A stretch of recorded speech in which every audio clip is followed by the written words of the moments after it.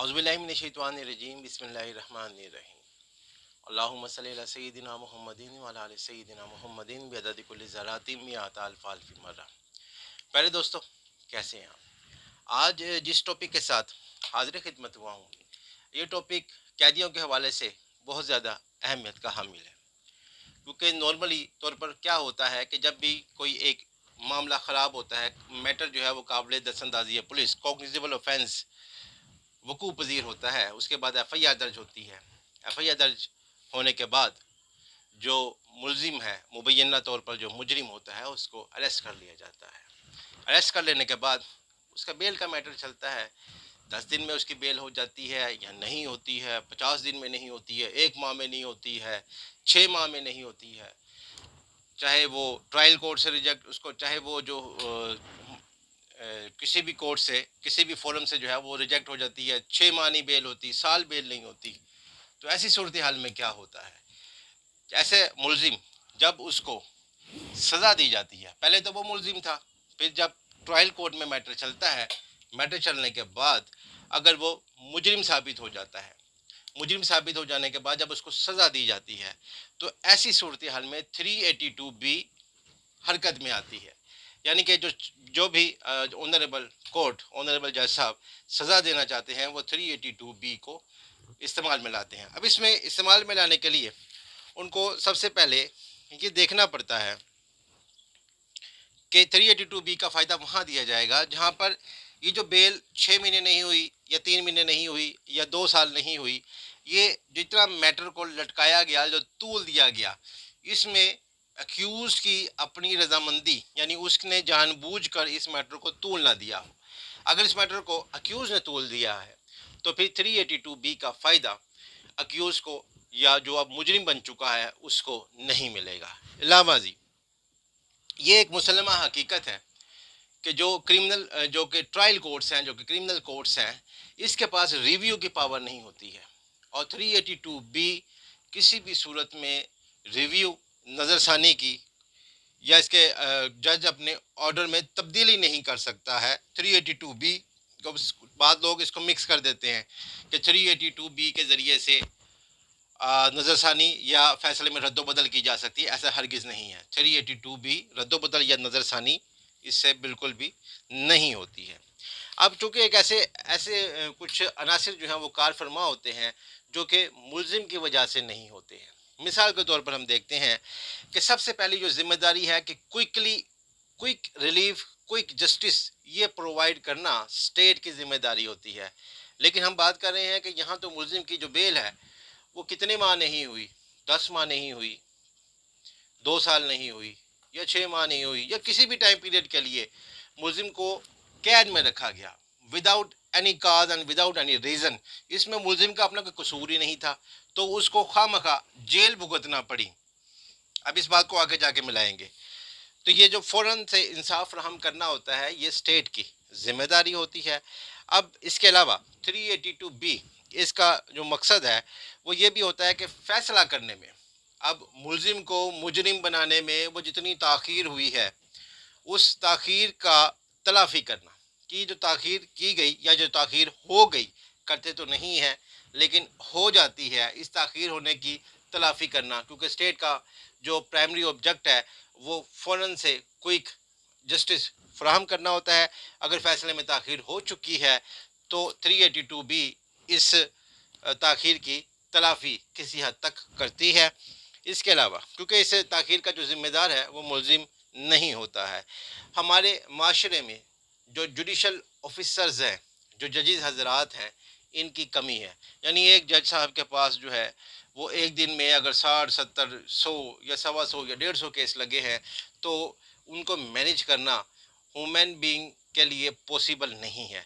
तो ये कुछ ऐसी अदालती अफसरान की कमी है। इस वजह से भी बड़ी बड़ी डेट्स या लंबी लंबी तारीखें मिलती हैं, जिसकी वजह से मैटर जो है वो डिले होता है, और इसका जो नुकसान है वो मुलजिम को पहुंचता है, जो कि अब मुजरिम बन चुका है, कि वो खामखा अदालतों के और थाने के, इसके अलावा जेल के जो है वो चक्कर में रहता है। अब ज़ाब्ता कार की कार्रवाइयों में कोताही की बिना पर भी टाइम जो है वो ज़ाया होता है, और जितनी भी सज़ा आयद की गई है, इस पूरी सज़ा के बोझ में कमी लाने की बिना पर 382 बी इसका इस्तेमाल किया जाता है। इसको PLD 1983 लाहौर पेज नंबर 26 ने भी बयान किया है। अब ऑनरेबल कोर्ट का ये फ़र्ज़ है कि वो जब सज़ा सुनाती है तो इस जो सेक्शन है 382 बी, इसको वो जेल हकाम की स्वाबदीद पर ना छोड़े, बल्कि इसको वो खुद से इस्तेमाल करे। अभी आगे डिटेल में मजीद देखते हैं। PLG 1984 criminal cases page number 138 यहाँ पे यही इसी चीज़ को बयान करता है कि अदालत का फ़र्ज़ है कि वो 382 बी को अपने फैसले में इस्तेमाल करे।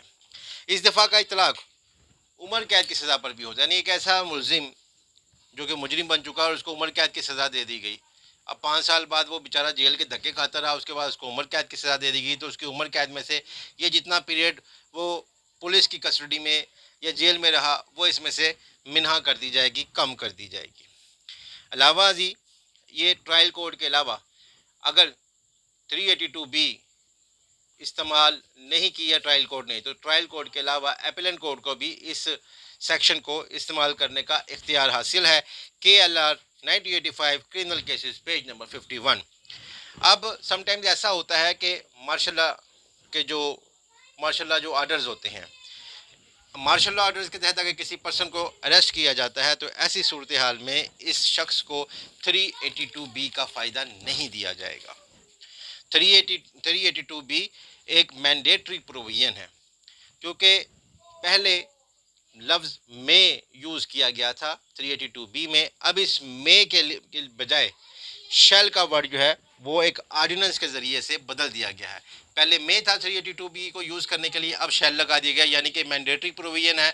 कोर्ट जो है वो लाजमी तौर पर 382 बी को ज़रूरी तौर पर 382 बी को इस्तेमाल करेगी। अगर कोर्ट 382 बी को इस्तेमाल ना करती है तो वो इसको इस्तेमाल ना करने की एक सॉलिड रीज़न वो भी अपने फैसले में लिखेगी।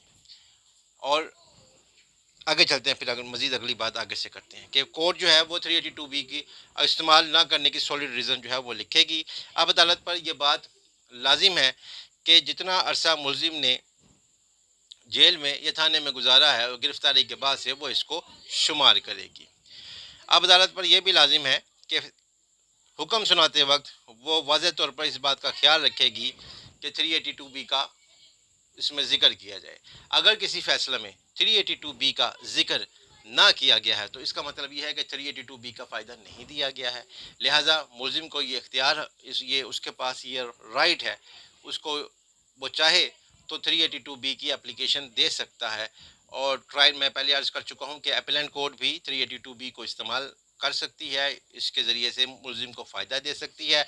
अगर ये फ़ायदा नहीं दिया गया तो एक कॉन्स्टिट्यूशनल एप्लीकेशन हायर कोर्ट में दी जा सकती है कि मुझे 382 बी का फ़ायदा दिया जाए, तो मुलजिम के पास ये इख्तियार है और ऑनरेबल कोर्ट्स इस ऐसी एप्लीकेशन को एक्सेप्ट करती हैं।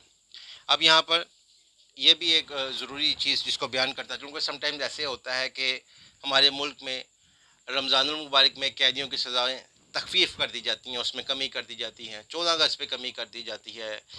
ईद मिलादुन्नबी सल्लल्लाहु अलैहि वसल्लम का मौका जब आता है उस पर सज़ा जो है वो कम कर दी जाती है। बैरून मुल्क से कोई एक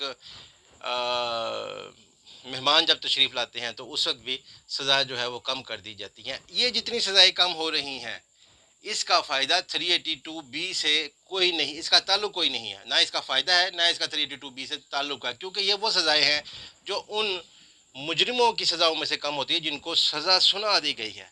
अभी तो 382 बी का फ़ायदा जब दिया जाएगा उसका जो ताल्लुक़ है वो इन 14 अगस्त और जो स्पेशल छुट जो दी जाती हैं छुट्टियाँ, उससे इसका कोई ताल्लुक़ वास्ता नहीं है। 382 बी ये अदालत का इख्तियार है। अगर अदालत नहीं देती है तो इसको वो क्यों नहीं दे रही है इसकी वो वजूहात का ज़िक्र करेगी, और अगर अदालत नहीं देती है तो मुलजिम को ये हक़ हासिल है कि वो एक आइनी एप्लीकेशन कोर्ट में अपेक्स कोर्ट में फ़ाइल कर सकता है। 382 अच्छा ऐसा भी है कि अगर केस जो है वो दौरान समात है, अभी समात जो है वो केस की जारी है, क्योंकि जब एक नीचे से ट्रायल कोर्ट ने फ़ैसला दे दिया, उसको अपील में ले गए, अपील में ले जाकर वहाँ पर अब केस चल रहा है, तो कोर्ट अगर ऐसा लिख दे कि जी चूँकि अभी जो केस है वो दौराने समात है, अभी के उसका दुरानिया जो है वो समात का वो अभी जारी है, इसलिए 382B का फ़ायदा नहीं दिया जा सकता। तो ये बात ऐसा नहीं है, 382B का फ़ायदा दिया जाएगा। एक शख्स को एक यहाँ पर ये बात कर देना ज़रूरी है कि एक शख्स को सज़ाए मौत की सेंटेंस जो है वो सुना दी गई। अब उस शख्स ने इस सज़ाए मौत को अपेक्स कोर्ट में, हायर कोर्ट में चैलेंज किया, वहाँ पे उसकी ये सज़ाए मौत जो है ये कन्वर्ट हो गई उम्र कैद में।